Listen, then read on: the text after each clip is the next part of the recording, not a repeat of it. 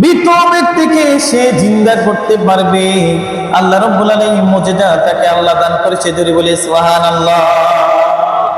সেই যখন বাইরে চলে গেলেন, এই সময় আজরাইল আলাইহিস সালাম চলে আসলেন মায়ের রূহটা নেওয়ার জন্য। মায়ের রূহ যখন নিয়ে আসছে, হে মরিয়ম, আমি আল্লাহর তরফ থেকে আমি আজরাইল তোমার সামনে হাজির হয়ে গেলাম তোমার রূহটা নিয়ে যাওয়ার জন্য। তো আল্লাহ হুকুম করছে রূহটা নেওয়ার জন্য।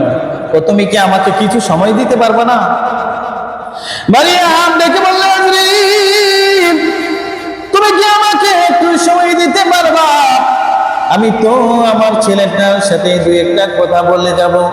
আমার ছেলেটার সাথে কিছু কথা বাকি আছে, এই কথাগুলো আমি সম্পূর্ণ করে আমাকে তুমি দুনিয়ার থেকে বিয়ে নিয়ে যাও। একজন নেককার মহিলা ছিলেন, জান্নাতি মহিলা।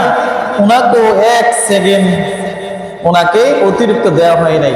দেওয়া হয়েছে? হয় নাই। উনি তো একজন নেককার মহিলা ছিলেন, আল্লাহর জান্নাতি একজন বান্দি ছিলেন। তারপর উনি বলছে যে আমাকে কিছু সময় দিতে পারবা? আমার পুত্র, আমার ছেলে ঈসা আলাইহিস সালাম একটু বাহিরে গেছে,